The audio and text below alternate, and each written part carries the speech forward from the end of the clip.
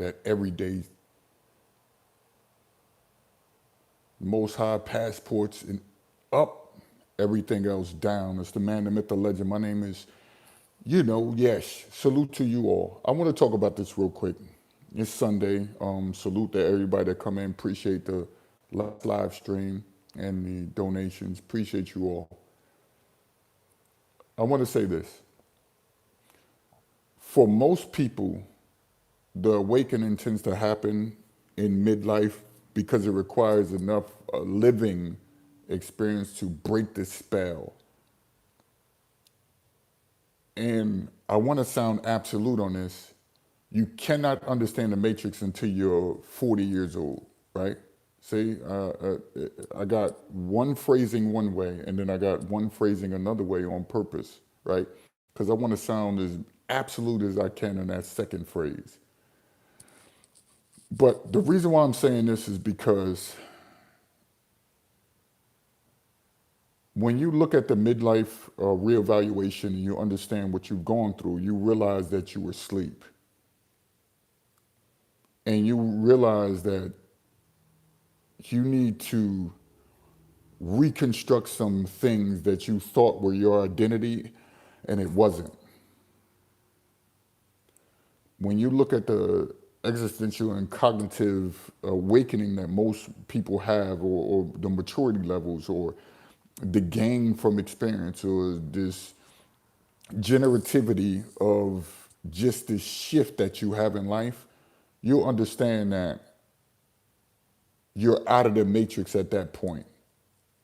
So the matrix is not anything physical. It's nothing physical at this moment when you realize that at that age. See, when you're younger, you look at a bunch of things in status and socially and career achievements and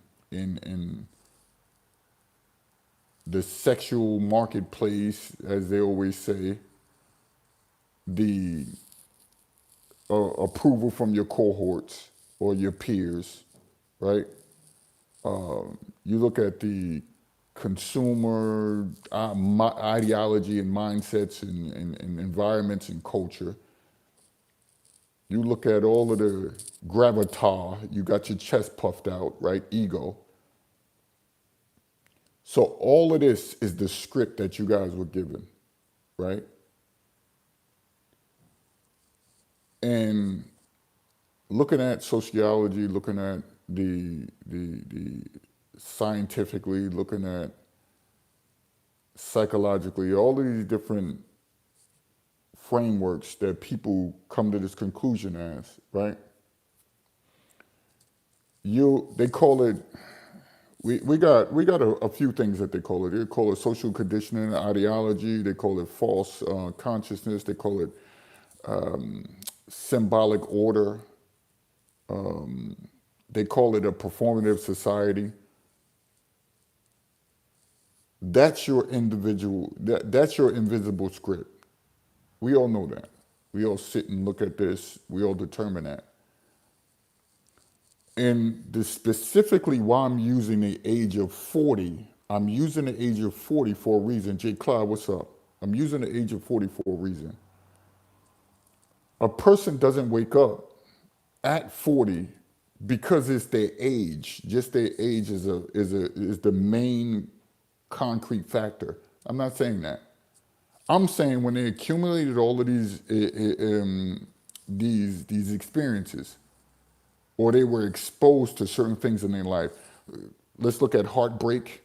Let's look at betrayal. Let's look at their jobs or careers didn't go in the way that they wanted it to.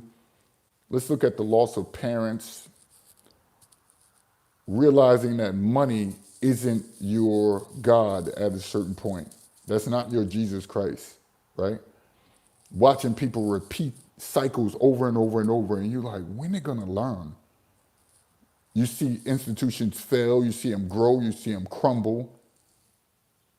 You lose the hunger for attention, and attention for you, especially if you're used to that your entire life, it falters.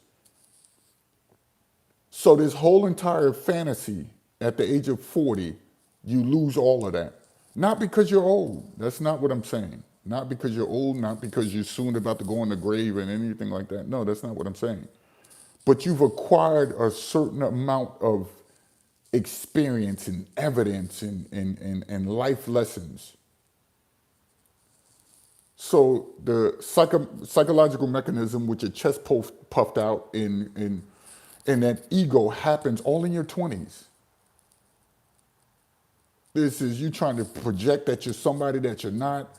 Um, your life is simply a performance around that age.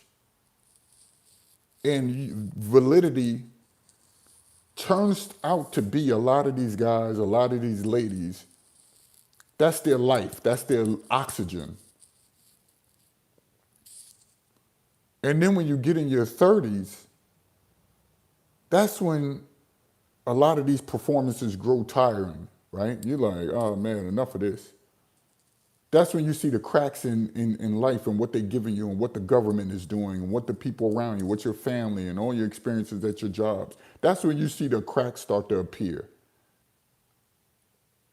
And then there's this formulation of emptiness. You start sensing emptiness in all of what you did in your 20s, and then now it's coming to fruition in your 30s. So by the time you get to your 40s, you don't care about the applause. You don't care about nobody patting you on the back. You realize that, yo, this government and all what this family structure and all of this is rigged. You see the structure and the building and everything was around. You see the formulated structure and not the players in it. Not the you remember I did the video the other day and said the kids, you like the adult in a room full of children. And they're playful and they're game and you sitting there and you just looking because you already know the game, you already know the outcome. That's the proverbial matrix. That right there is it. And so now you have this thing that's growing in you where your ego is dissolving. Your chest poking out is you're in this dissolvement age. And now you become aware. Dissolve, aware. Dissolve, aware. That's what happens. And so you're saying, well, yeah, how does this have a semblance of the idea of the matrix? Well, let's put it all together. The matrix needs to use its fuel, right? Where does it get its fuel from? It get it from when you're in your youthful age. That's when it says, okay, well, this propaganda about ambition, the youth is going to carry this. Insecurity, the youth is going to carry this. Our lustful natures, what we all see, what I've talked about so many times before.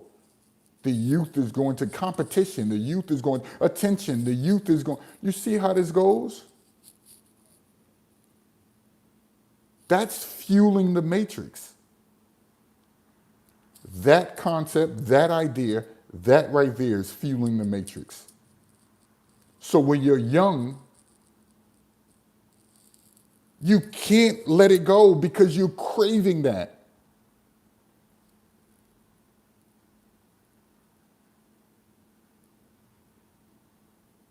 That's why there's a term, I don't know if you guys remember this or heard this term when you were growing.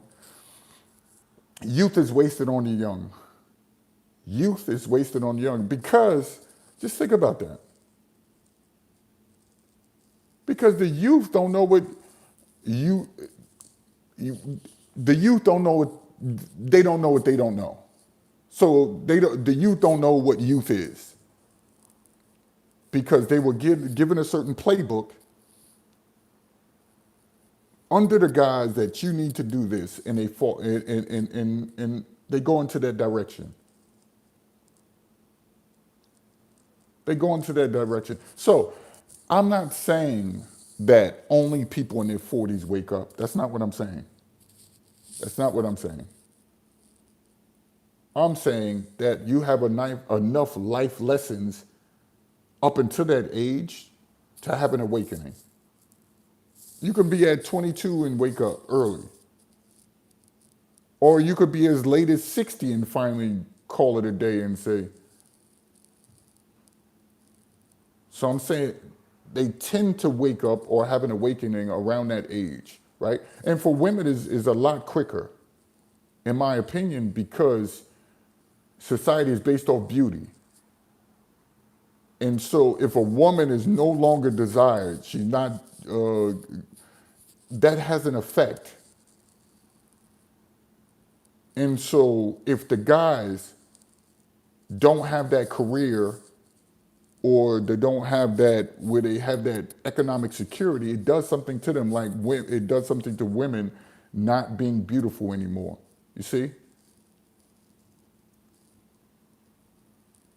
So when you say these people earlier or later, we'll talk about earlier for now. When you see people that learn from or say they get out of the illusion much earlier, the earlier suffering escalates awakening. So whatever they've gone through, they've been through a tough life, they seen it all, they've done, they're going to jump up a lot faster, fellas. So that's what I'm saying. And when you have these people who are comfortable, oh, it puts like a delay on their awakening. People that are comfortable in society don't wake up as quickly as others, and especially if they've been coddled their entire lives. They actually have generations of nepotism.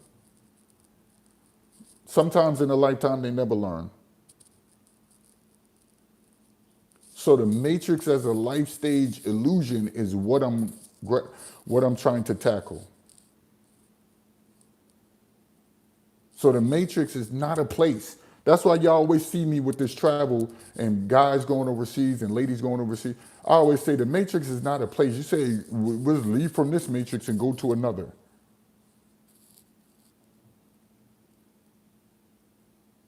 Like what Cypher, what's his name? Cypher, I think that's his name, who betrayed Neo and all of them. He knew that the stake wasn't real when he was sitting with Agent. He knew it. When he was sitting with the agent turning on the people around him, he was eating a steak. And he said, I know the steak isn't real. I know this is a figment of my imagination. But still, I want to be rich. And he wanted to placate to that. It was never a place. It's still not a place. I don't care if you travel or don't travel. It's still not a place. I don't care if you stay in the States or do stay.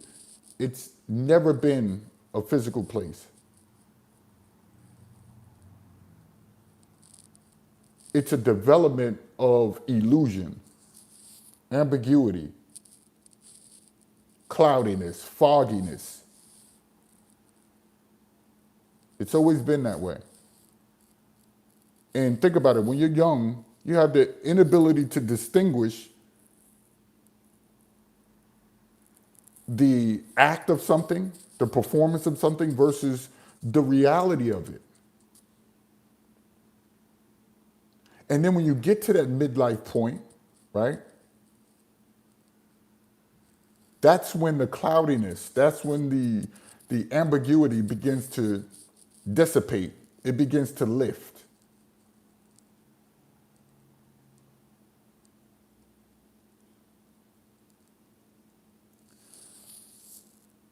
So the strongest question that I want to ask, and that can be answered, is life meant to be lived or performed? And most of the time it's a performance at a certain age. Mr. Dak is the navigator. What up, brother?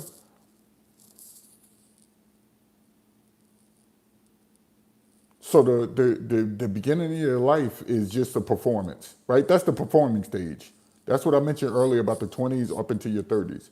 The second half is understanding, is the notion that this is all an illusion. That's the second half of your life. That's the matrix.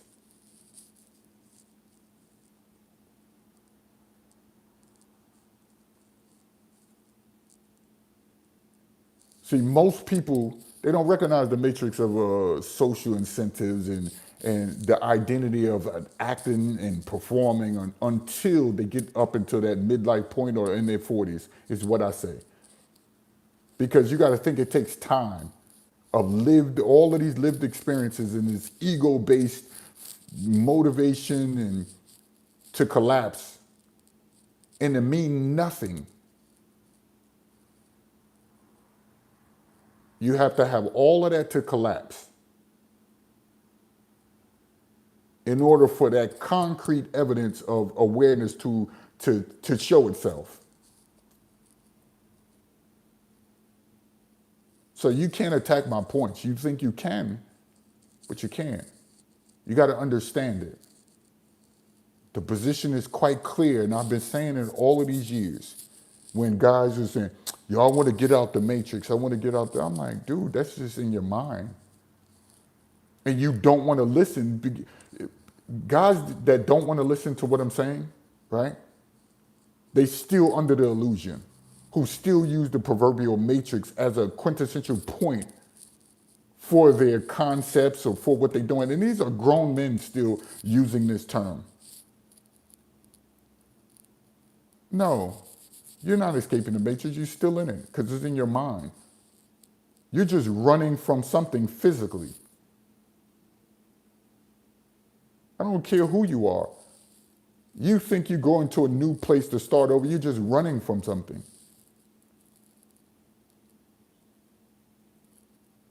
You're just running from something because the position has been clear. It's always been something that they placated, and you fuel these systems when you're younger. Even when you're older, you got people who still haven't had their awakening period. So what I'm saying is absolute, and then it's not absolute. What I'm saying is mentally grounded. We're social people. So I'm trying to frame it socially so you can get it.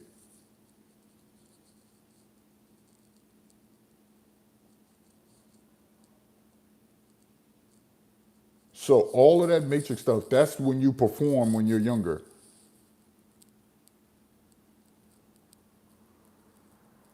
And then you see the definition or defined ways that you should be in. It gives you meaning. And it replaces all of that ego at a certain point.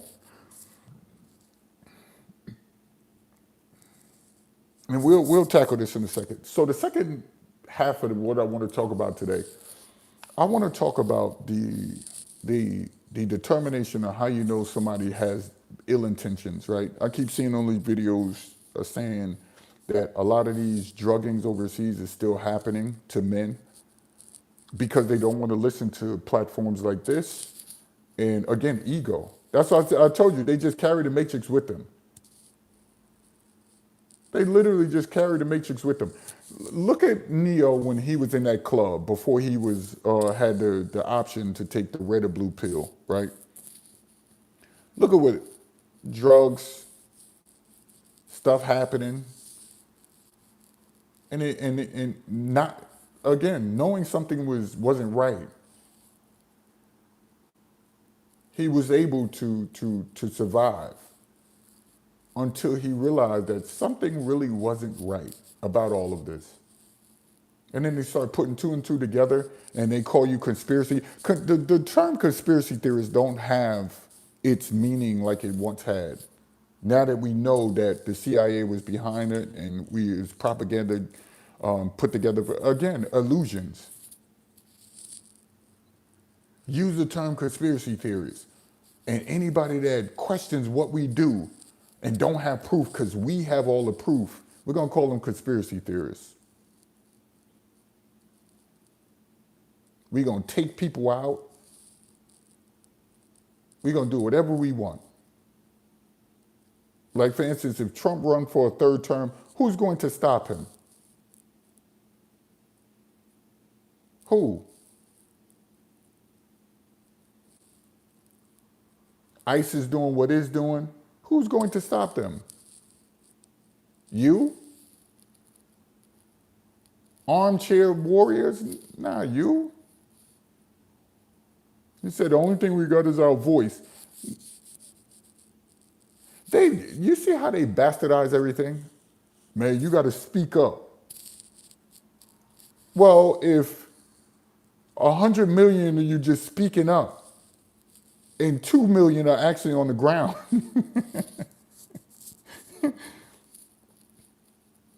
I heard somebody, this is lady, I've seen her on plenty of things before. The Amanda Seals lady.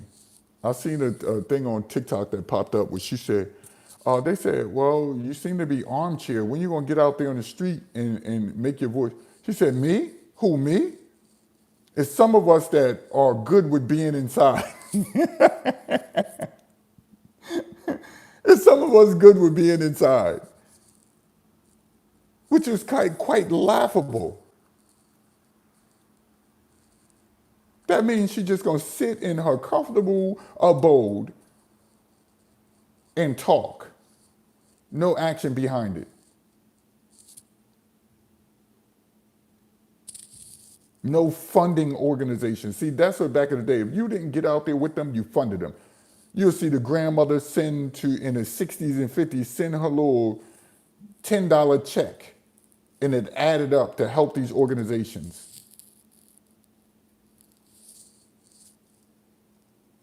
So let's talk about that. The drugging's overseas. Guys don't want to listen. They're on their high horses. They say we don't need the internet. I don't need to look at, because they're still stuck in the matrix. This is an example. This illusion that they got everything in control when they don't understand things, right? So to me, when I go to countries that have this perception of inflicting harm upon anybody that's considered as a gringo or stranger to that country.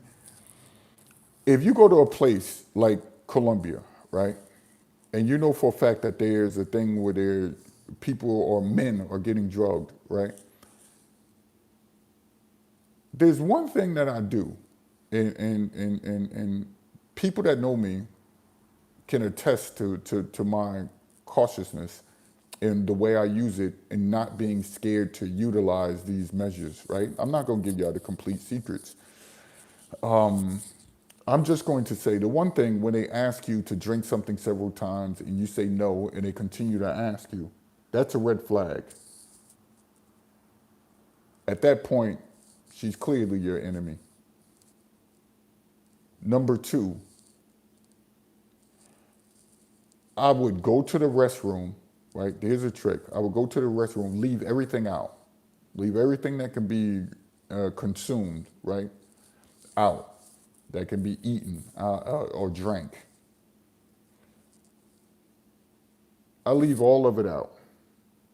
And I exit the restroom, right, and just take everything and throw it out, throw it in the trash, and then I'll take the drink and pour it out right in front of them.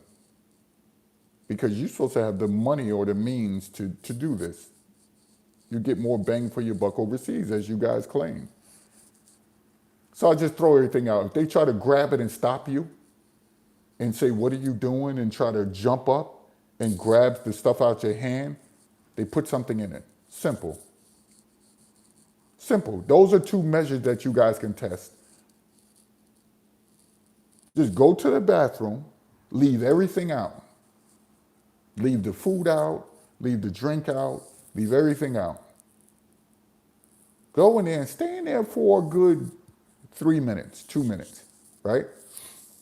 Have all your passport and everything else, all the important stuff with you on your person, right? And just go in the bathroom, sit in there for about 2 minutes. Let her think that you're okay.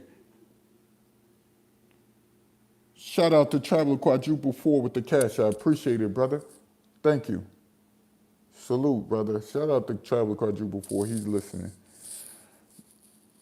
So just think about that. Leave everything out.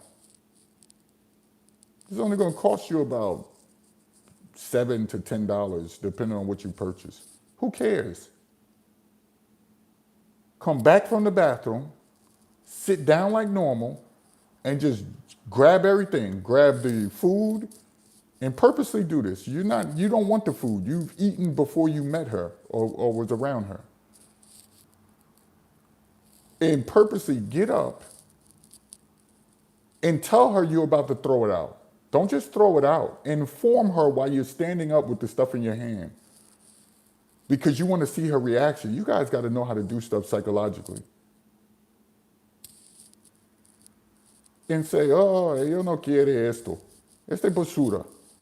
Ella póngalo este en basura. Ella no quiere esto. Ella no quiere tomar nada. No cerveza, no quiere nada. Ella póngalo este en basura. Simply like that. Get up, grab everything, and start heading to the trash can. If that woman jumps up, if she leaps, she's going to leap up off her feet if she wants this to happen quickly. If somebody's waiting for her, if she's supposed to implement this quickly, she's going to jump up and try to stop you from pouring it out.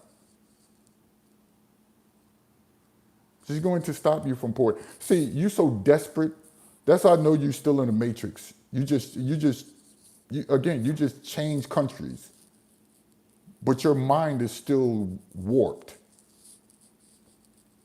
And you know the problem with many of you? Comfortability.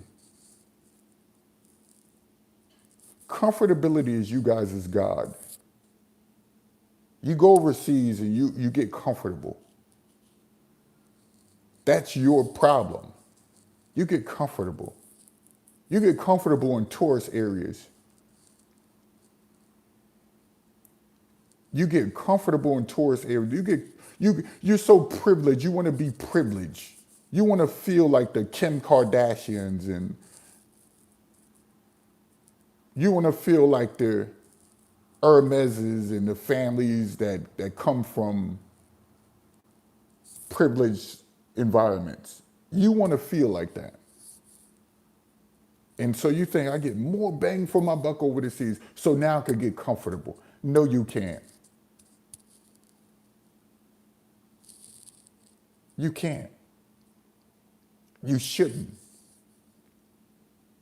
So indeed, you're going to run into issues when you go to a country and get comfortable. You guys always have this term, you pay them to leave. You don't have to have the headache. You don't have to have you pay them to leave. Well, you guys don't utilize that phrase, that ideology. So for you, it's still performance. You got guys in their 30s, 40s, 50s, and 60s still getting drugged. I've been to Colombia a few times. I've been to Medellin a few times. I've been to Cali, Colombia. I've been to Bogota. Don't have those issues. Because what you do is comfortability. That's your God. That's your God and your curse at the same time.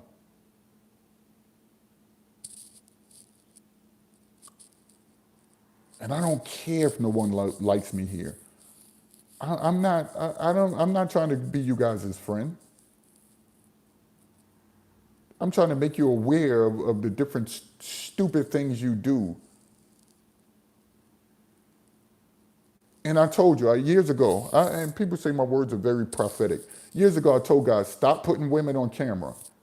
I said that years ago. I said, stop putting women on camera. I said, stop it. And you see me, I stopped a long time ago. I said, that's going to come back to haunt you. Don't do it for your Facebooks. Don't do it for your... Eventually, these countries are going to catch up. And they're going to scour the internet and look for you all to do these things. Whether you do content or not. They're going to start going in your Facebooks. and seeing that you're taking pictures and you're painting their countries as this. They have time on their hands. Listen, I don't want to make this comparative. This comparative analysis is not to diminish any of these countries. But while you're in this proverbial matrix, you're asleep. Hold on, let me repeat. You're asleep. Just because you went to another country, you're still under the matrix because you didn't change your mindset. You still sleep. So when you're asleep and the lights are out, what do the roaches do? What do roaches do? They sit there and go through all of your abode where you live, and they look for food. They want evidence that there's food there so they can send signals to the other roaches. And so now, over time, you have an infestation. There's an infestation. And think about it. Your neighbor could affect you. And who's your neighbor? Another sleep dude that's going overseas. Another sleep individual. So your neighbor has roaches. Your sleep and your mindset and how you approach life. It brings roaches to your house or apartment. Then you got another neighbor who's another traveler just like you. He sleep also. More roaches. So while all you guys are asleep, the infestation happens. The bed bugs, the roaches, the ants. And so while you're putting women on camera, while you're bragging about prostitutes and you being around dirt balls, going overseas, these countries are sitting there saying, okay. They feed themselves information. They feed themselves ideological frameworks about you. About you, little old you. They don't have the first world problems that you have. And I'm using first world in quotes, because y'all know I don't like using third world, first world, all that. Because those are war terms. Even though you're somewhat in a mental war. But think about that. So while you're asleep, thinking that, oh, I'm from America, you still in it, you haven't waken up from the matrix. You're still in this elusive state. This elusive state that you're awake when you're still asleep, but you're telling yourself you're awake. So you go to these, you're leaving all of these videos and pictures, and you're sharing this in your WhatsApp groups, and these countries are infiltrating your WhatsApp groups, acting like they're American. Or they got people that are diming you out, who are snitches for these governments. Because you think you need to be cool with everybody. No, you see, I don't operate like that. I know you dudes are psychotic, you're dirt balls, you're demented, a lot of you. And there are many of you that aren't. But I don't want to risk it. So no, I'm not going to discuss certain things with you. No, I'm not going to share pictures with you. No, I don't want to see what you did in a video with a foreign woman. No, you need to stop it. Like Jordan said in that, get some help. You guys need to get some help.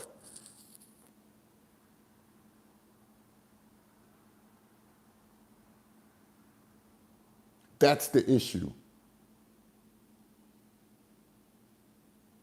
That's the issue. You watch the company you keep. I'm big on that.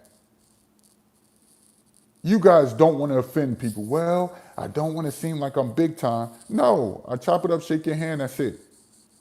That's it. Hey, what's going on? Hey, you try? Yeah, that's what's up. KG, what's up? Andre, what's up, man? The man Sammy, what up? Fitzroy George, what's up, bro? That's what happens. So you guys have an infestation. I don't. You guys want to have, I don't. I don't even want to be in the same building with you dirtballs. I don't. To carry yourself as a gentleman, you get, but you know what, to have some type of decorum, discipline, or have less vices than others, you're castigated for that. You're shamed for it. Well, I've been shamed. I've been doing content for a long time now. Shame me. Who gives a flying F? Shame me. I'm cool with that. Yes has always been different. People in this travel game who've been listening to me for a long time be like, yo, he's been this way since he came in this. And I used to say this, remember in my youth, I used to say, if I got to pull a whole plane, y'all coming with me. No, I ain't pulling nothing. At that moment, that was a very destructive statement to say, I'm going to pull you guys with me if y'all got to come with me to get y'all out of. No, you dudes are sick, many of you. You need that jacket to make you hug yourself. Because you're talking in your mind and you're answering in your mind. If you listening to me right now and you got a lot of questions and answers in your mind, dude, you need help. Silence that stuff in you and just just listen. Just listen. You don't have to question it. You don't have to go against it. You don't have to do nothing. Just listen. Listen to understand.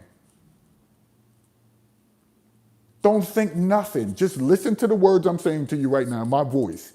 Don't say anything. Don't think anything.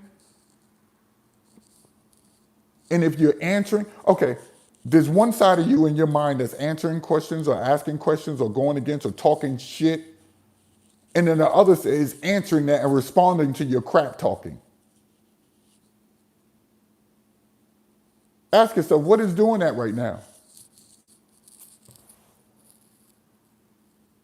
What is doing it right now? Because you don't understand your own mind. You don't.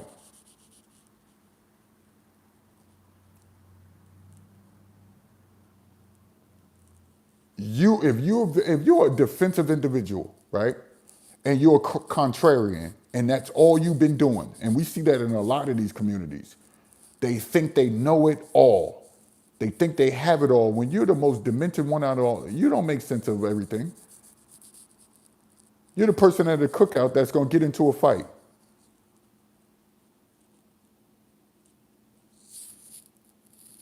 You're that individual. So going overseas is not going to help you. So when you hear about these druggers, I'm not surprised. All of these lives being lost, all of the money being stolen, the goods being stolen. I'm not surprised what's happening overseas. There's no shock that happens. At first I used to say, why are these dudes gonna go over there?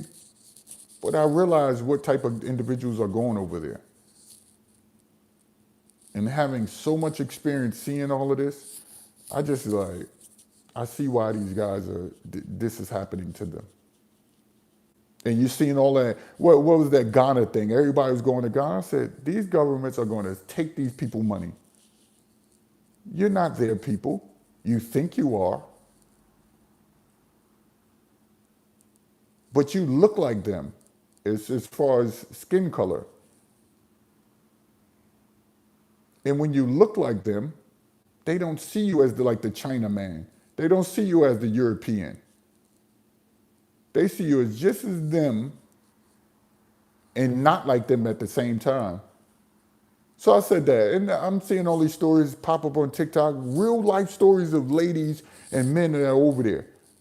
Put $300,000 into a property and they took it down with a machine and said, nope, we taking back this land. This is not yours. You think they doing that to the China man? You think they doing that to the European? No.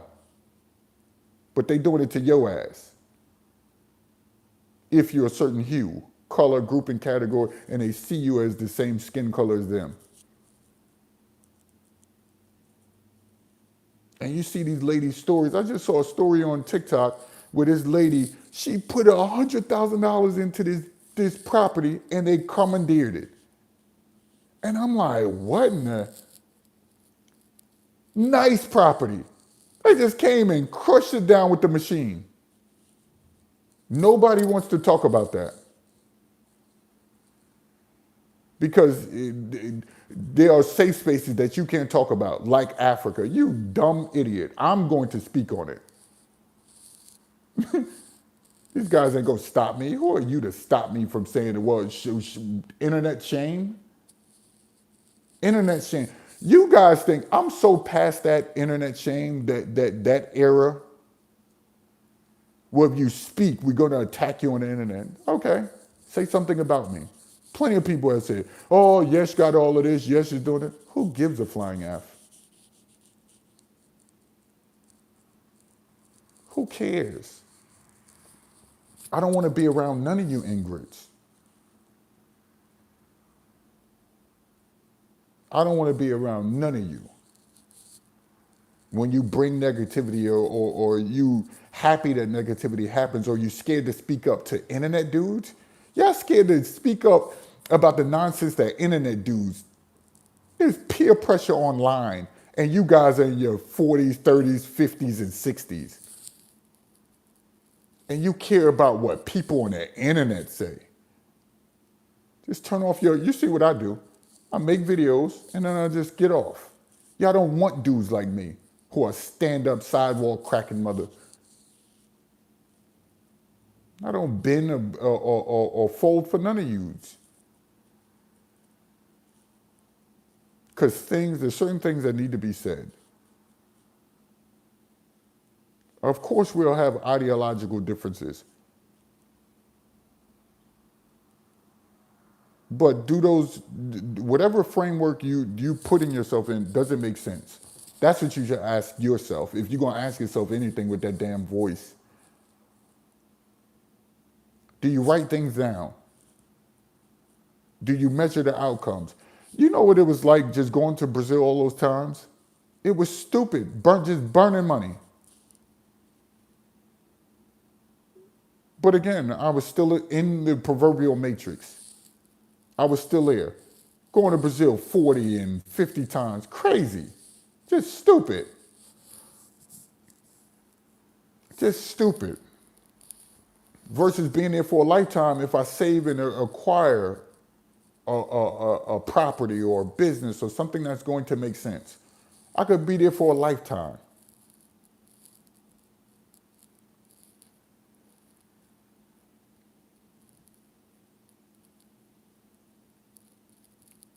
Treat my finances or my economics like an aggregate for the life that I want to live or the desires I have. That's the difference between you and I. I understand I made mistakes. And do I have regrets? F no. Because that's experience. You heard me do a show on experiential.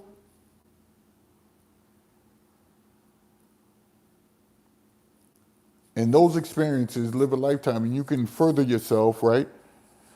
And live a long life by having those experiences. But you go overboard with the experiences to where it is a detriment for your future. Economically. So that's very understandable. But I'm so skilled at certain HVAC, heating, air, plumbing, and all that. I'm so highly skilled at that. I can always bounce back. Put 50,000 here. Save up for the next 5 years. You see what I'm saying? Have a utility here.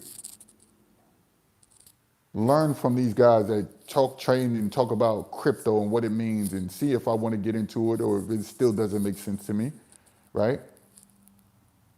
Life insurance, things that you can do and borrow from it legally.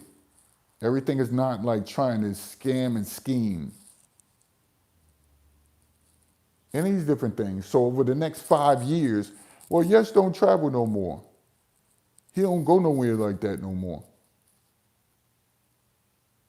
If you have to question that or say that or be interested in me not traveling anymore instead of me living over there and having a sufficient way or a sufficient livelihood while I'm in these countries, then I question you. Just traveling isn't, now again, you do certain things when you're younger. So you make certain statements so when you're younger, you got money you acquire, you started out a career, you got your degree. Of course you could go somewhere every quarter.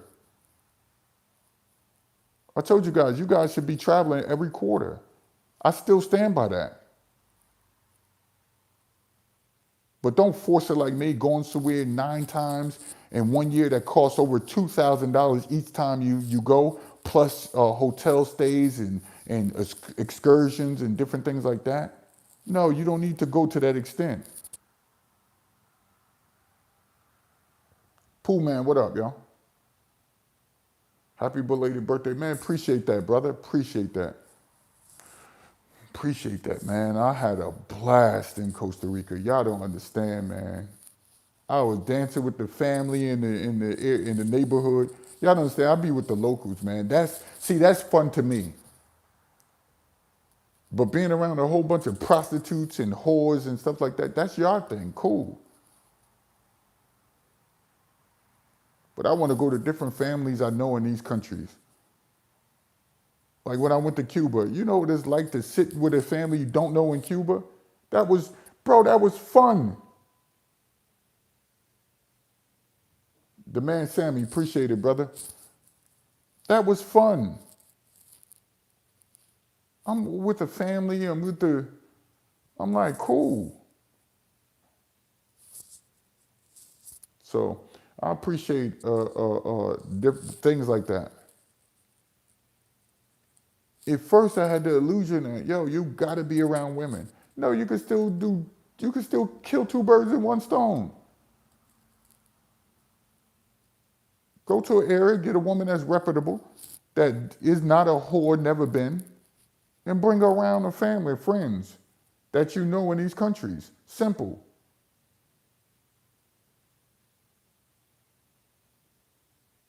Appreciate that, Pool Man. He said double tap the screen, man. Hit the like button. Please, give me a thumbs up. We only got 7. Wow. See, when I go psychologically, when I use my thing that come natural to me, when I talk about the mind, when I talk about the dudes don't like that. They run from that. That's how I know my audience is very slim. They run from these type of live streams. And they only support you when you attack another person who's attacking what you believe. So they'll support you with that. But any other positioning, mental positioning of mind, mental framework that you try to put it, whether it's socially, whether it's psychologically, they run from that. And that's why I thank the Most High for giving me the gift where I don't have to go study like everybody else. And it just comes naturally when you can examine something and break it down. That's a gift that was given to me by God, the Most High of the true Israel, not over there in that place that they call Israel. That's really Palestine. So those are the differences. So, and again, that's just me. And to have discipline, and I got to stay out of certain environments. I got to stay away from certain people. I have to. Because they want to go in a direction that you don't want to go in. And so when they come around, they say, oh man. And I'm like, dude, if I really want to live that life and have a blast all the time and not care about the essentials, the older I get, I'll be an idiot. Can't do that all the time anymore. I'm not 30 anymore. So, but when you hang around cats that are a little bit younger than you, that's in it, they still living that life. They still living that life. I'm happy to be old. Bro, I'm so happy to be older. I told y'all, man. Now that I'm settled in a different state, I want to get the Gandalf cane and walk around. I'm being in Brazil with the Gandalf cane.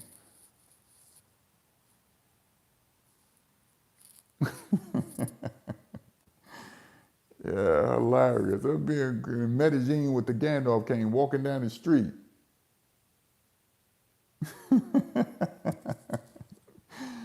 Just because most of y'all, Mike, what up, y'all? So double tap the screen. Give some likes to this live stream. Double tap the screen, man, if y'all on the app.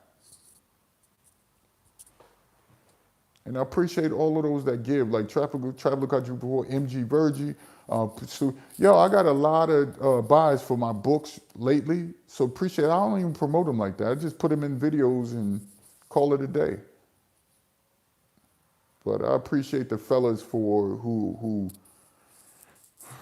get something from them. And again, I don't have the person to edit them for me, so I got to use our current technology. Because the last time I had a lady edit, I sent it to another editor. They was fighting against each other. And these are supposed to be editors. This is before ChatGPT. And they fight against each other. And I'm like, I done paid $2,000 for you guys to edit, and you guys can't get it right?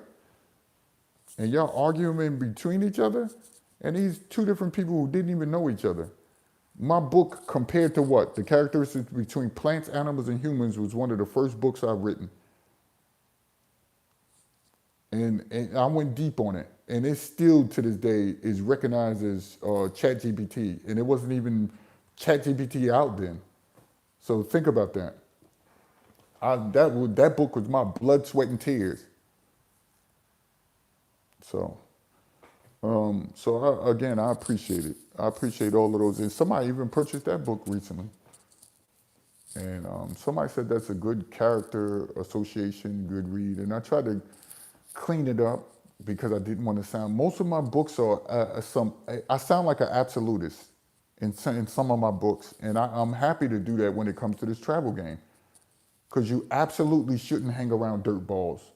You absolutely shouldn't just think that there's one way to date overseas. And now that Tinder has been transformed to a hub for whores, find different ways. Find different ways to date overseas.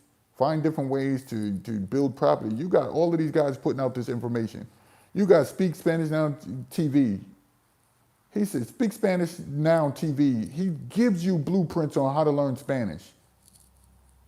He gives you the blueprint on how to learn Spanish. You got guys that crypto, Los. He tells you about his, you can learn from what he, and then have that ultimate idea of research. Yes, animation series. Yeah, I'm gonna do what you said, Mike. I'm gonna cut this video, and I'm going to put pictures behind it, and I'm gonna just start flooding TikTok with my conversations on these live streams as if I'm talking to the people. So I'll do that. Yeah, I'm sub to those guys too. Yeah, Pooh Man, these guys have got good information.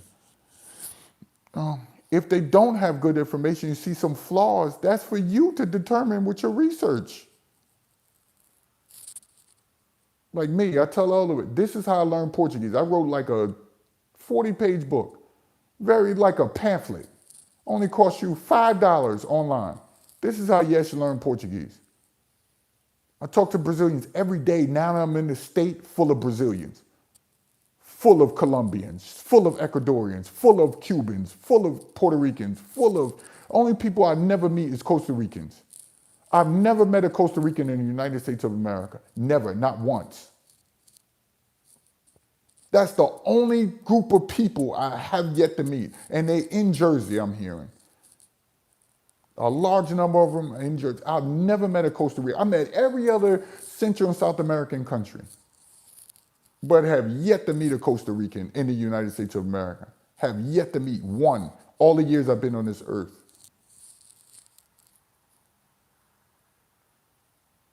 Pooh Man said, I got that book, appreciate it.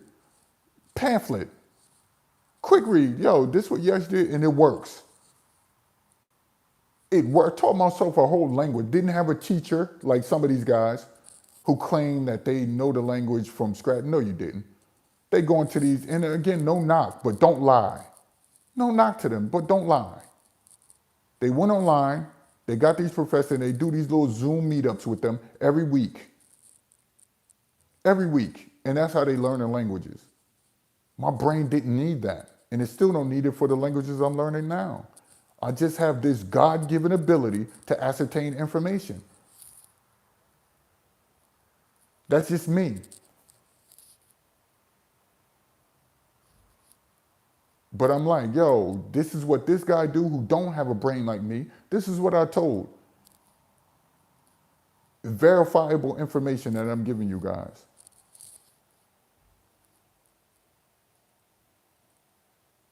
So just know that you got steps for it to help you. And my audience is mainly 40 and 50-year-old men. That's my main audience, is 40 and 50-year-old men.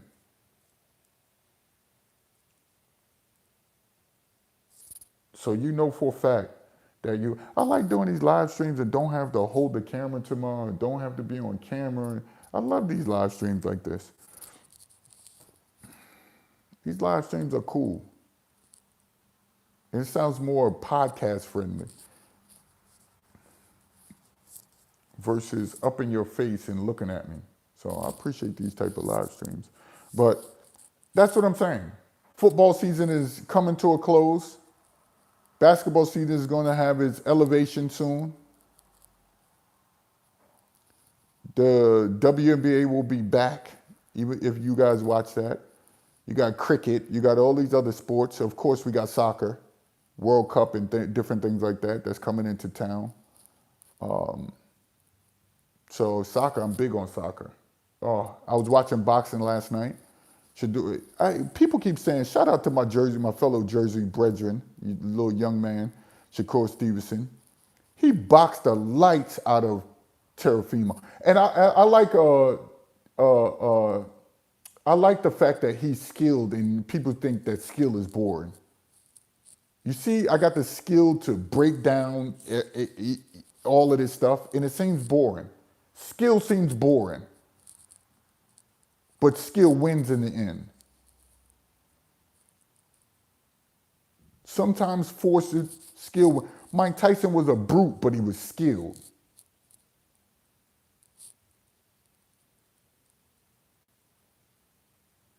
George Foreman understand how to hit. And I don't understand how George Foreman wasn't celebrated in his death. That right there is a crime right there. That we didn't celebrate George Foreman's passing like we would anyone else. That right there is a travesty. And maybe his family didn't want it. But ESPN and all these different people didn't have a moment of George Foreman. Didn't have a real, talked about him for a week.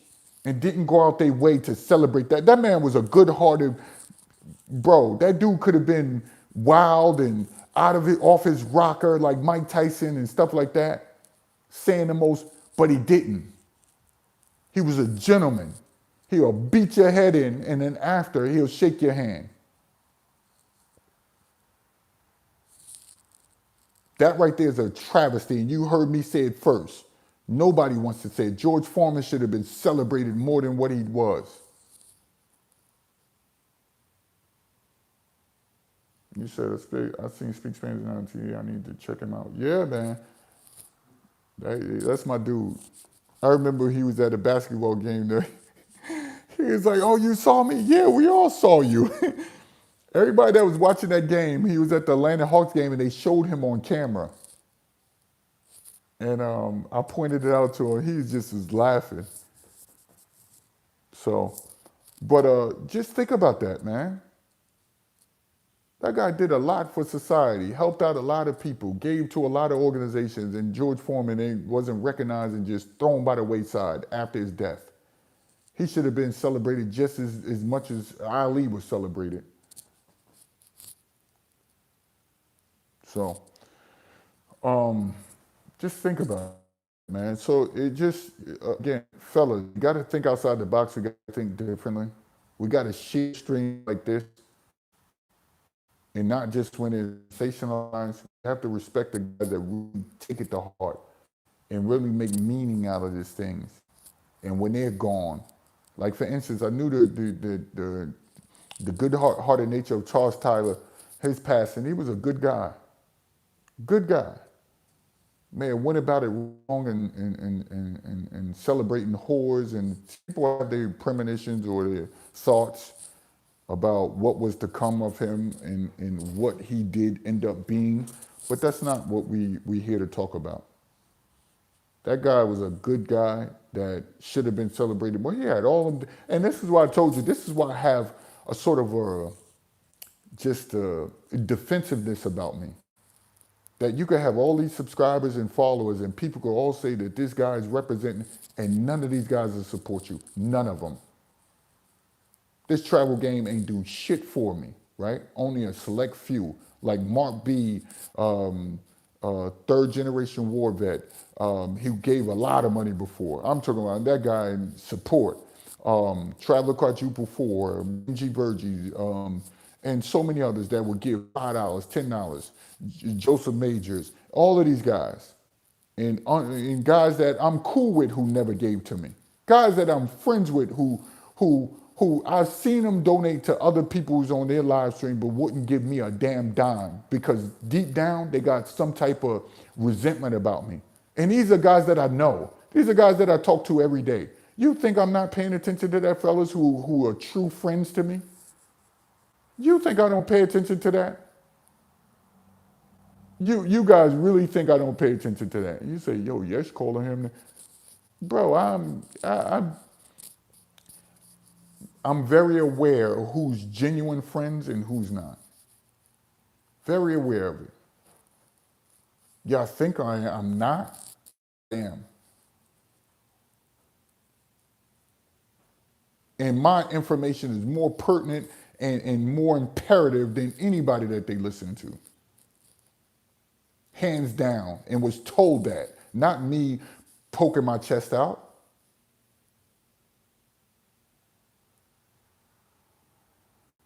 Not me grandizing right now. No, I don't need to. But I know who's true friend. I know who's fake. I know who's just internet buddies. I know these things. Not stupid enough to believe a person that didn't grow up with me from childhood is really going to take me serious as a friend.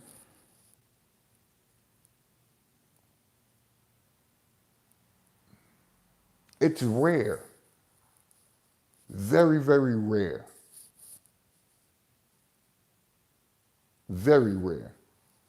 And you know the ones that really rock with you or not. You know. You know when you talk to them behind the scenes, you know when you know. Or when somebody's just a talker. Let me just say this. I've learned in my days, and this is not directed to anybody specifically, right? But I've learned in my days, anybody that suffers from a weak attention span, anyone that suffers from a weak attention span,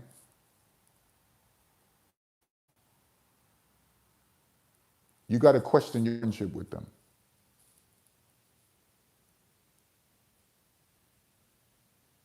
You have to.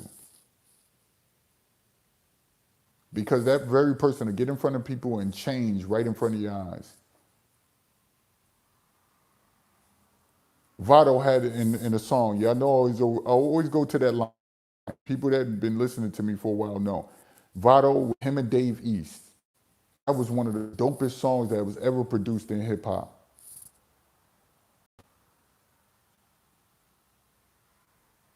He said, he said, act like they're your friends, but then get in front of people and say some snake shit. That's some fake shit. It is. You got guys that until they get in front of people and they just want to pounce on you. The whole group. And I've coined that the other day. I wonder if you guys understand what that term is. I said the term twice. And I told you I'm going to do separate video on it. They'll get in front of people and they'll pounce on you. Those are not your friends. Those are fake individuals. They got to pounce on you to bring cohesion to a group.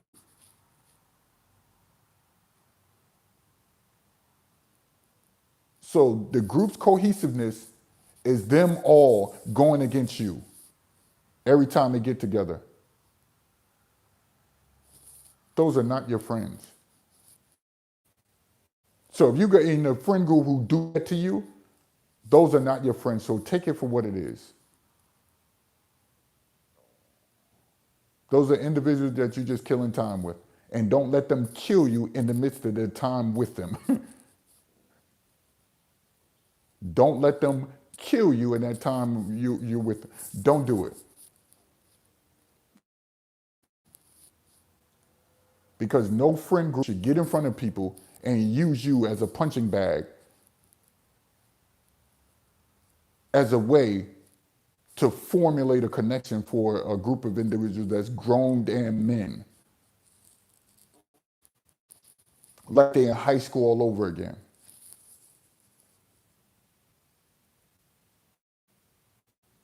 Stop it. Keep that circle just what it is. Because I don't do that. I don't believe in that. Well, let's like for instance, if we in a group and they say, well, let's attack this one person every day and let's all just always say something about this one person. And so that way we could get the conversation going. Those are not your friends. And if you're doing that to people, you need to stop now. If you're doing that to individuals, stop. You know what I always do? The person that come in and try to double team, I start getting on that person. And so now the person that they originally start getting on, now is 2 people versus 2 people. So now that person gonna come in and we both gonna go to them. Can't stand bullies. Can't stand it. Can't stand people that jump people and can't stand that ideology. But falter in life when it comes to understanding what life is. They don't use those same concepts as far as life. And that's why the concept of LeBron James, y'all might hate me for mentioning it, but it's cool.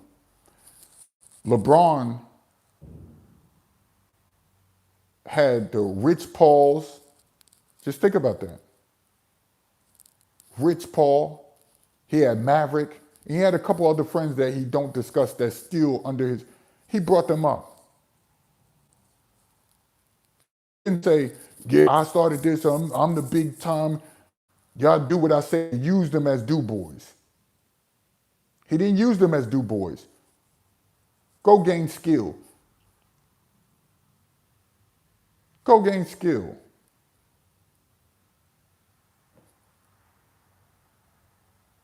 And look what he did. Created one of the largest sports agencies in the world.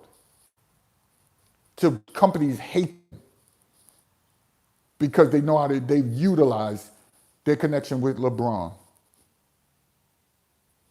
Remember he told the story in that documentary, he said, yo, LeBron sent me a $10,000 check and his mother all jumping up and down.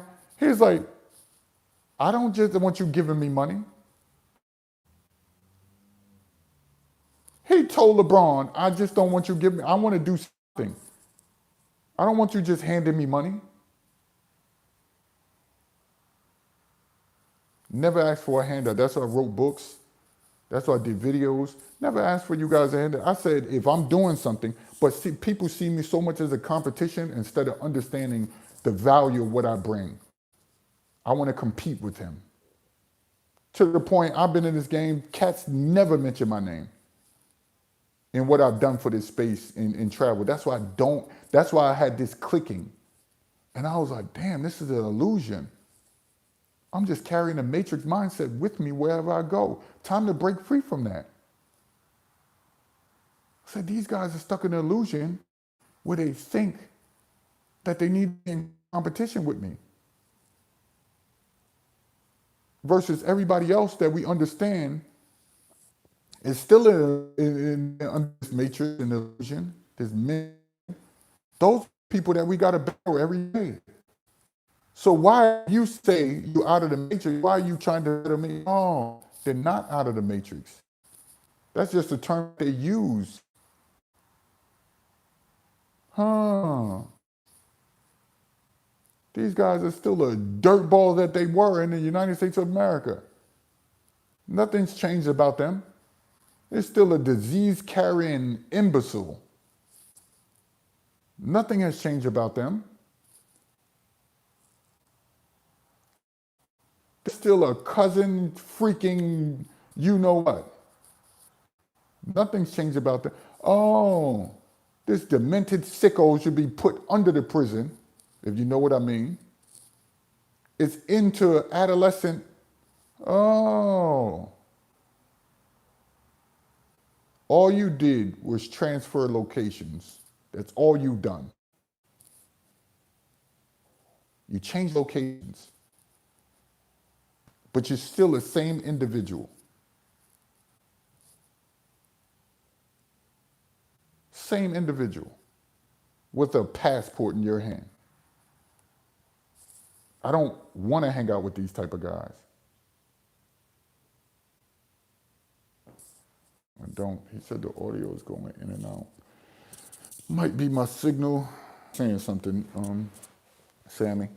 Traveler Pro, he said, just my opinion, but I enjoy watching you grow. Oh, man, appreciate you, man. Shout out to Traveler. Pooh Man saying it's the same with Medgar Evers. People talk about MLK and Malcolm, but the people forget about Medgar. Yeah, exactly. They forget about, man, they forget a lot about those. Man, I could name all, man, I was just looking at a bunch of historical accounts of what happened in the 50s and 40s and then now we have this disagreement with individuals that are come from slavery for hundreds of years here in the States in the bloodlines and now there's a battle between them and foreigners. So, and again, I hear both sides, but people get mad at me. A guy made a comment in one of my videos like, yes, I used to listen to you till I found out that you were one of them FBA people. I was like, hold up. You think I could change my dissent?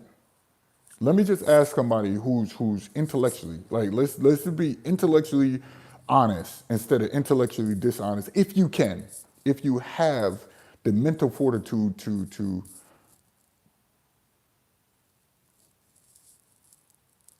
generations I come from here of a bloodline of slavery, segregation, rape,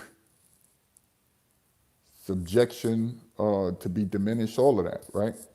For hundreds of years, my bloodline has been under that, right? You mean to tell me that I've seen the Dominicans wave their flags, I've seen them be proud of that, I've seen Jamaicans, I've seen all of these different people, right? Who can't change where they come from, who can't change where they've been, who even they were enslaved individuals and they're not the original peoples of those lands, right? But they claim that they get a claim that we can't get. Where you really from versus what happened to all those people in the island countries who was brought from somewhere else, right? And we can get into all the bloodlines that claim to still be there, right? Like we can look at Puerto Rico and we can see that he's more European now than it's ever been. So all of the bloodlines and all of the lineage that come from that land is very minute in number. So they're proud of where they come from. They all wave and say, I'm from here, I'm from here, I'm from here. They do this in your face. They have parades and all of that, right?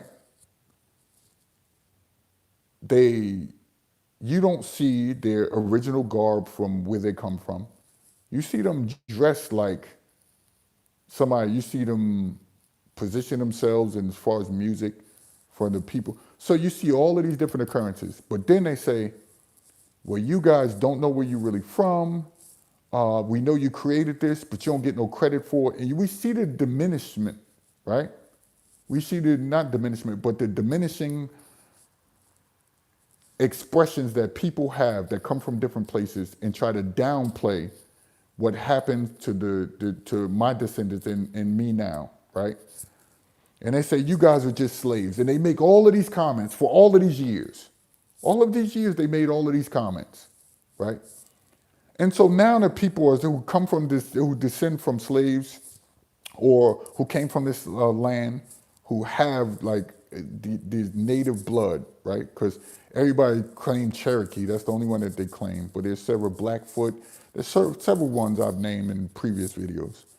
So they say, nope, you don't have the lighter skin hue to say you come from this.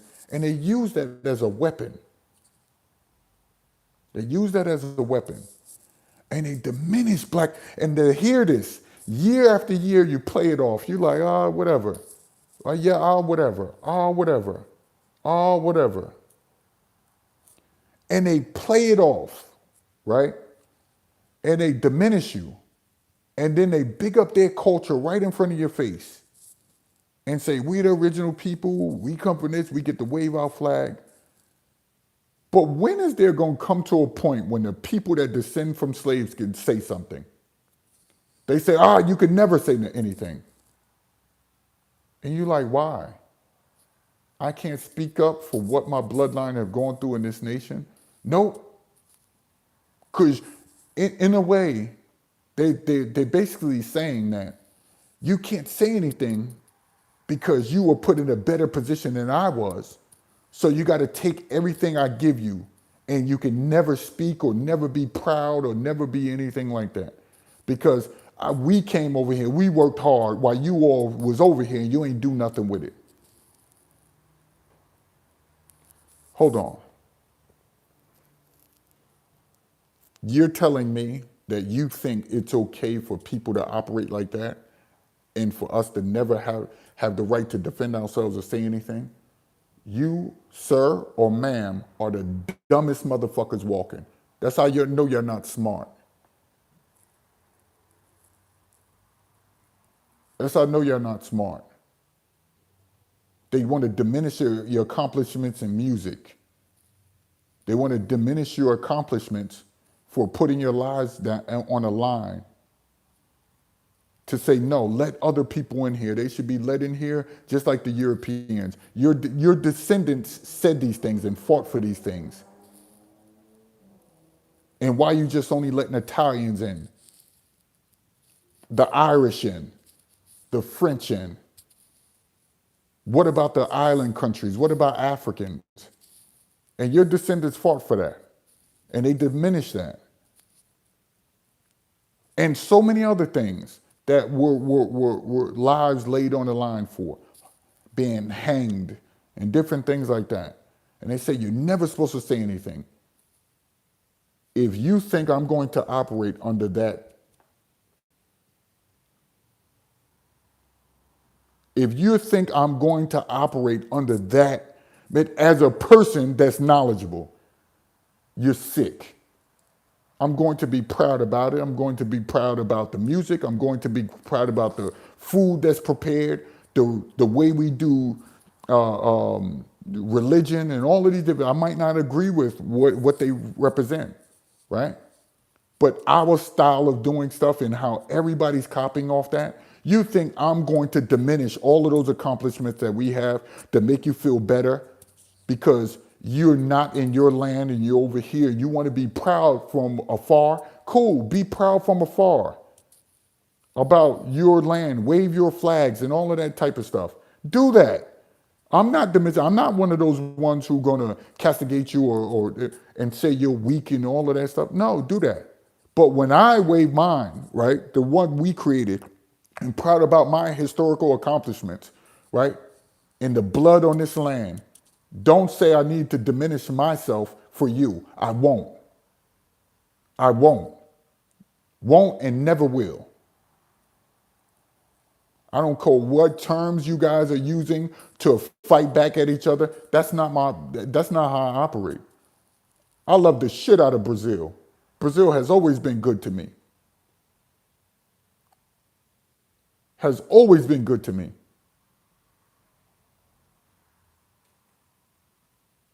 has always been good to me. And I'm not going to argue with them, and because Brazilians don't operate like that. Brazilians, out of all the places that are talking right now, embrace what Black Americans presented. That's why I love them so much, because many of them embrace it. And they proud to see us over there. They're happy every time we come through.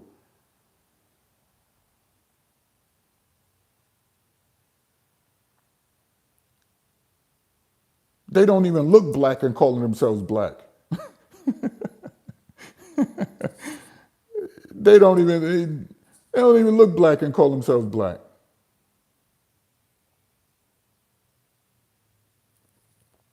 So that's why I got a connection more so to Brazil, because I've seen out of all of the places I've gone to, they embraced Black Americans more so than any place, any island country, any place I've ever gone to. They bigged us up now. Do they have their hardships that they're going through over there? Yes.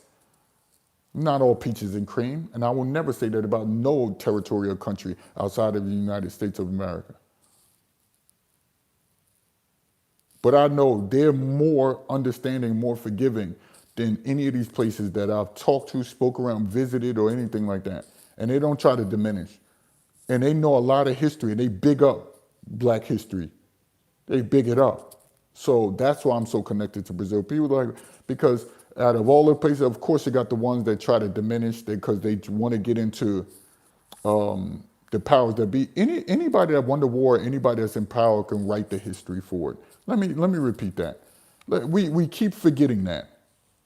Anyone that has won, anyone that has can write the history for it. That's why eventually they're going to change the Palestinian history and try to make it into their own. But you got people that are not going to let them. So we see this happening right before our eyes. And the only reason I'm missing in Palestine, because it's happening right before our very eyes. The same thing that was done to the native indigenous people of the Americas is happening right now in Palestine. So that's a little small of what happened hundreds and hundreds of years ago. The rape, torture, just killing. We're seeing it happen right before our very eyes. And if you say something, and now they're jeopardizing their whole livelihoods in speaking. You've never seen it the way they've seen it before. You can agree to or disagree with it. That's not what I'm saying. I'm saying just the procedural of actions that we see what's happening now happened hundreds of years ago to my very ancestors. And you think I'm going to be okay with it? And I'm always going to go back to the scriptures. Oppression maketh a wise man mad. So I'm wise. So oppression, yeah, I'm angry about it.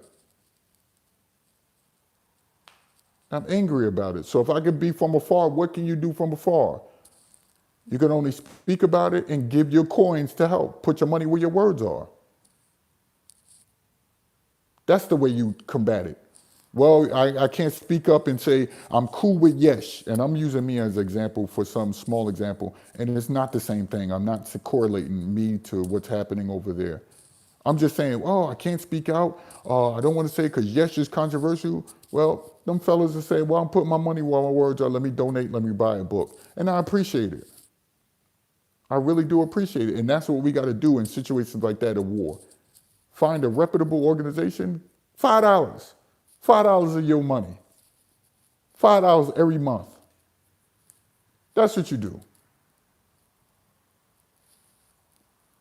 We went over there, we said, they said, y'all like Brazil like that? Well, show us. We said, we're going to do it, and you ain't going to make us do nothing.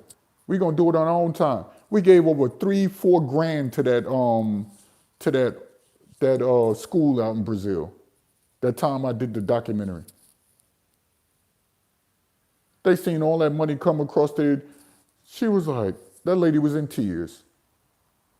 That's what you do with you give your resources to them.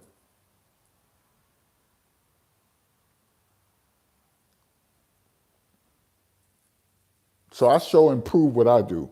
And at this point, I'm older now. So there's no need to prove anything.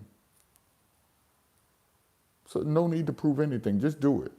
And that's what cats do. Cats really who purchased my books was like, they don't want to, I want Yes to be bigger than what he is. Cats send me emails all the time saying that. 2 weeks ago, a cat, yo, you should be bigger than what you are. You really got the mind for the way to speak to and get this out. The way people got to use props and all of that stuff. You could just sit there and talk and I can listen to you for hours. I said, well, it's the way it is.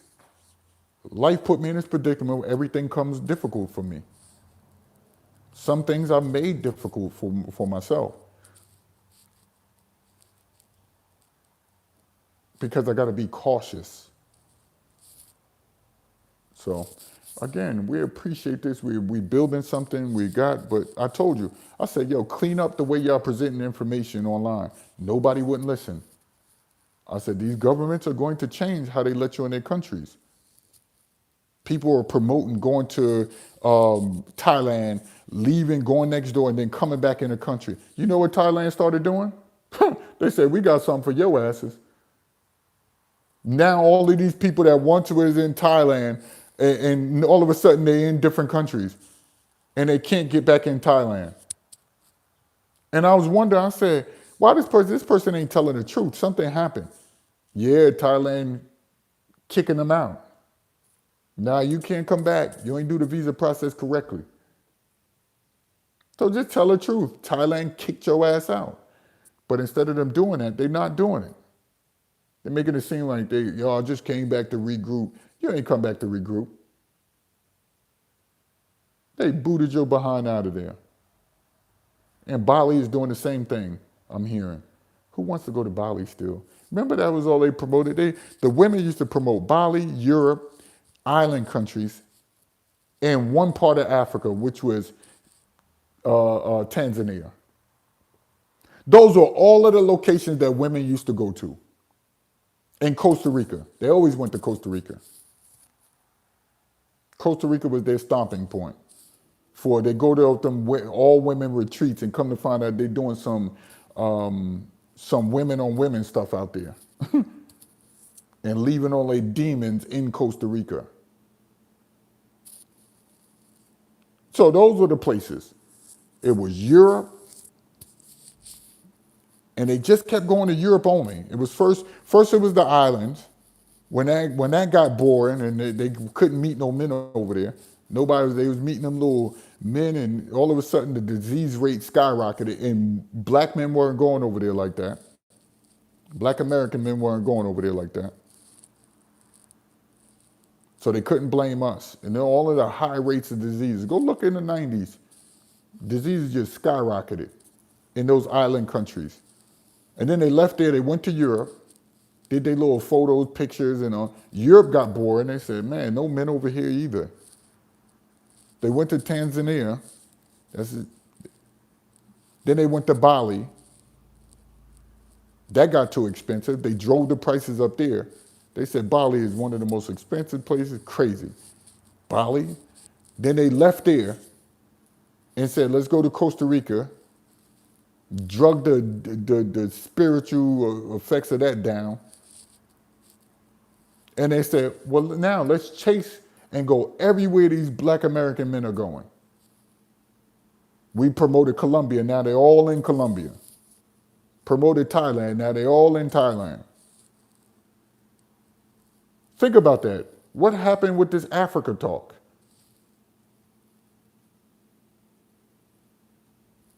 They try to stay safe and go to Mexico. And then that eventually becomes boring.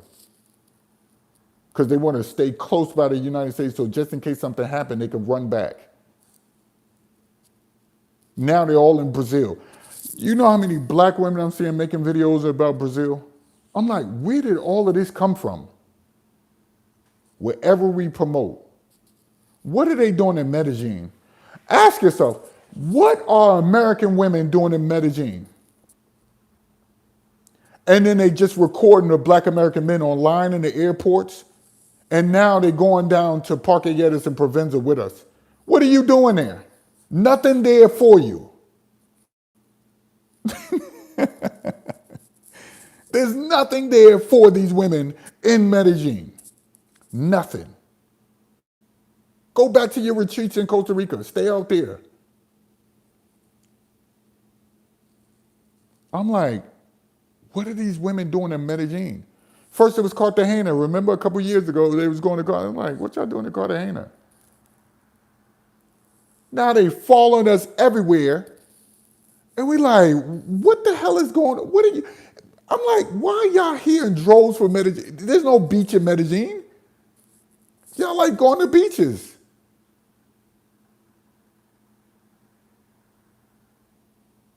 Now they're going to Rio and pulling out their camera at Mabs. What are you doing here?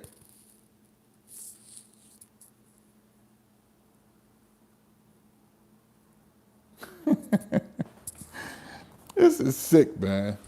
This is sick. They following us everywhere. Every time we mention a new country, they in Sosua. I'm like, what are all these black women doing in Sosua?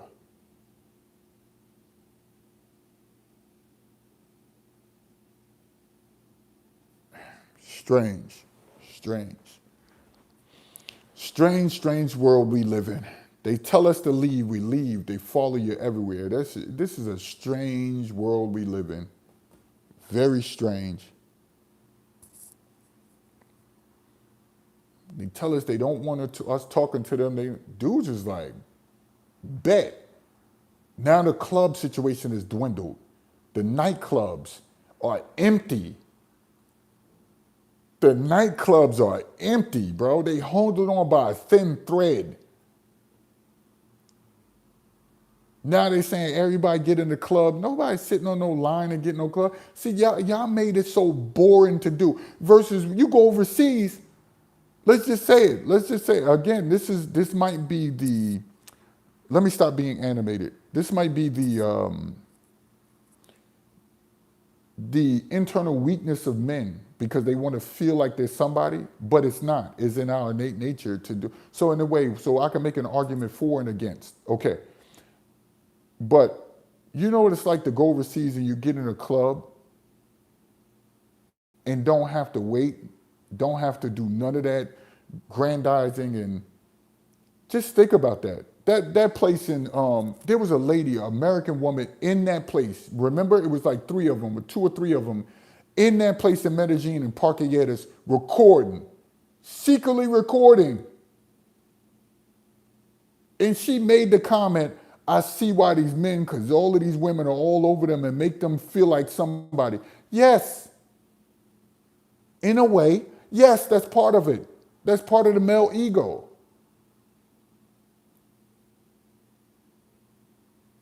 She was like, we don't have a chance. You don't.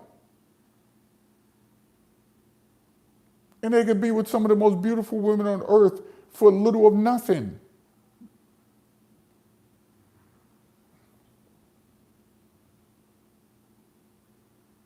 So why are you there? Now you can agree with men going over there to do it, and I don't care what you say. Make a video about it. So you go to a night spot in Atlanta, that's like $500-$600 or more that you going out and you go. Cats is putting two and two together. They like, yo, the hell with this. Said Medellin is a beautiful city. It surely is. Mr. Decker said exactly, for a baller on a budget, why spend $1,000 on a bottle service when you could spend $300 overseas, if that? And that's what guys are logically implementing this.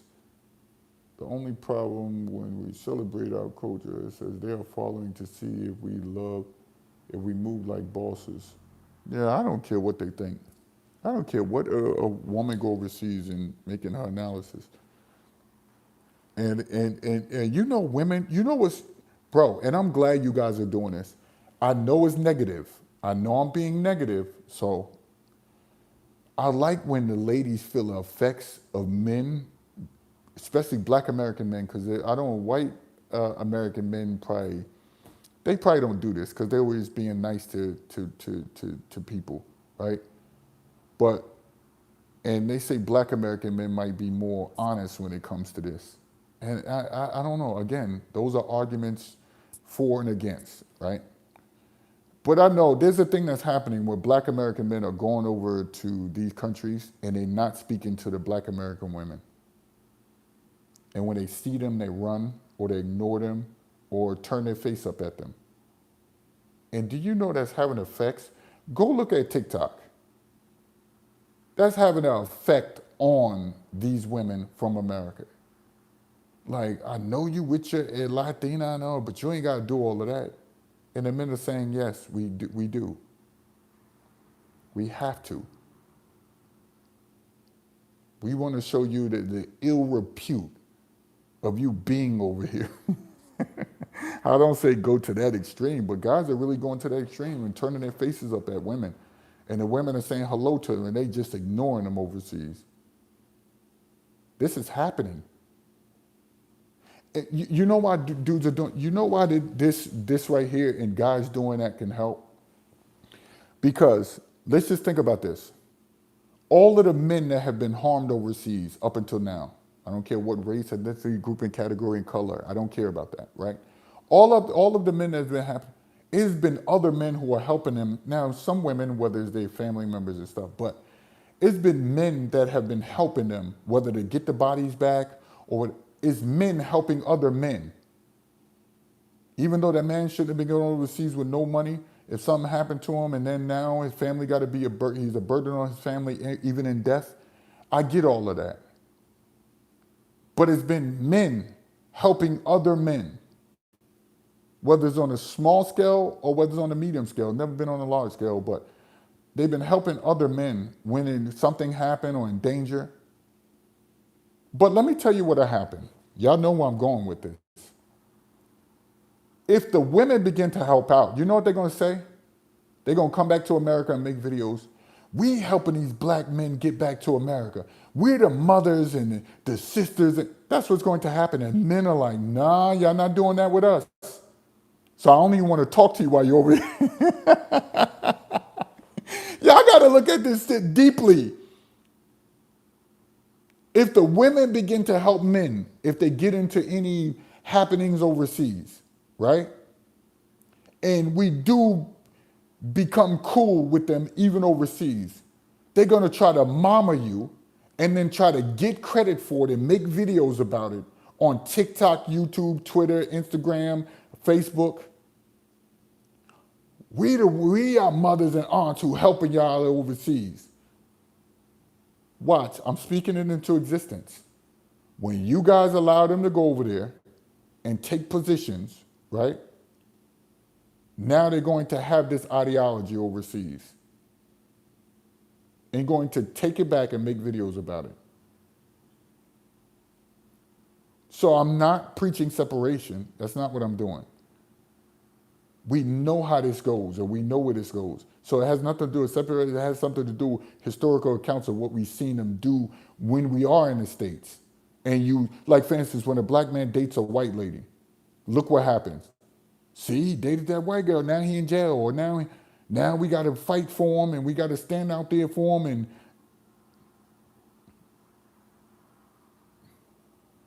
y'all got to look at this stuff in a different light. So, but just think about that. Just think about all of these things that's happening, right? Amongst travel, amongst non-travelers, so shout out to the PBs, shout out to the BBs, the Blue Book gentlemen, shout out to the TMs, the traveling men, or whatever you call yourselves. Shout out to the TMs. But just think about that. So we have all of this. We have travel, we have business, we have stuff that, because there's a downturn, I see stocks and stuff is starting to go down, and the value of the dollar has dwindled. So, man, if you don't put that money aside, if you're going to have a rude awakening. Of course, everything is going to bounce back, of course, but when you got other countries that are trying to make their moves, Um,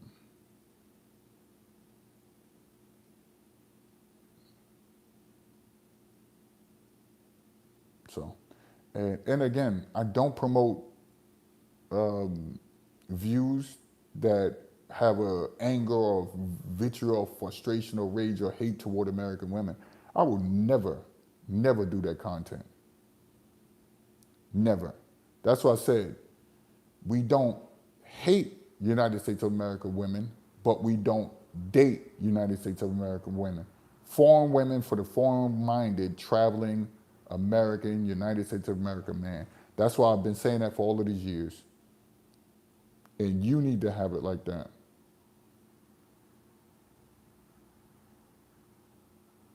You need to have it like that.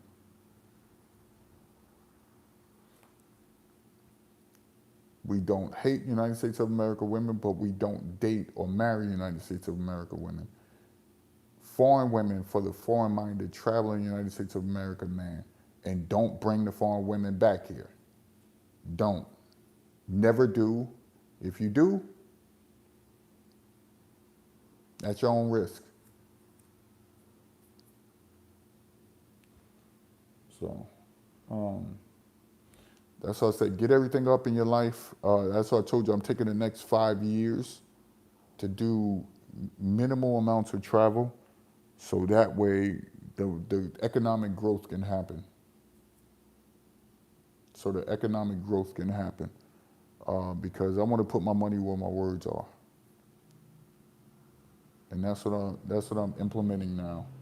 So, because I would have been in Brazil this weekend. I would have been in Brazil last weekend. I would have been in Costa Rica only like once or twice, but I would have probably been in Brazil.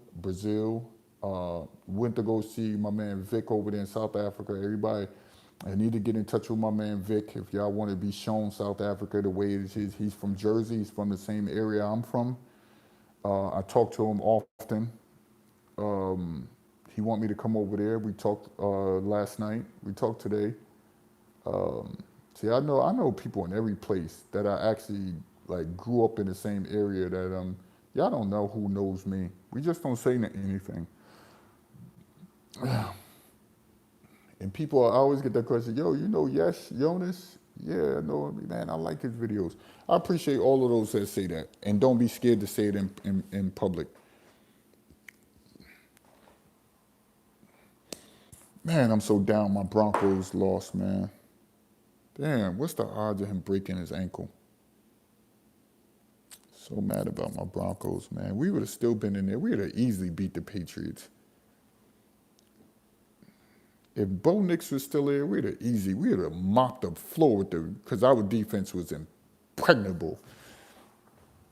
But that one little hiccup from Stidham, where he fumbled the damn ball, he's so damn, oh my God, he's so.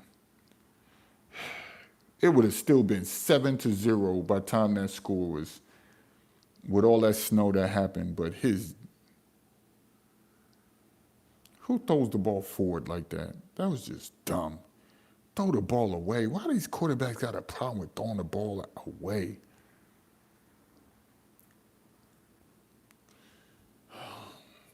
Goodness, man. I gotta sit here, and we in Cancun right now. But again, it's a rare happening. But if I was him, I would have played with that swollen ankle. I would have let my shit stay broken, and I would have still been playing and didn't tell nobody. That was old school. Those the Jim Brown days. Man, they had broken bones and was still playing.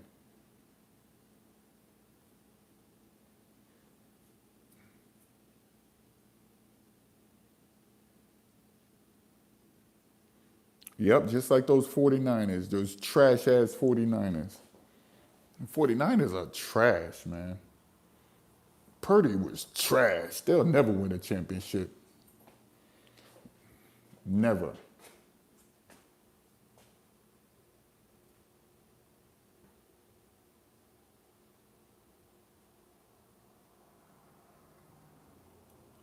Brock Purdy is trash.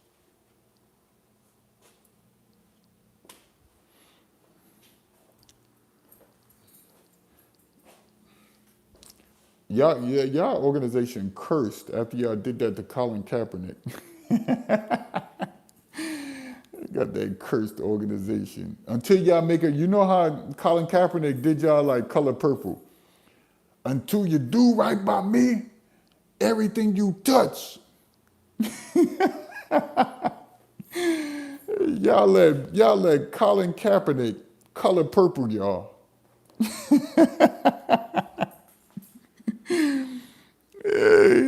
Hilarious.